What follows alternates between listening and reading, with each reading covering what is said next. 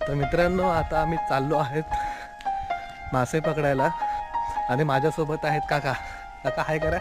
हा हाय. तर सकाळचे वाजले आहेत 5 पहाटेचे आणि जरा लवकर लवकर जायचं आहे. हळूहळू काका.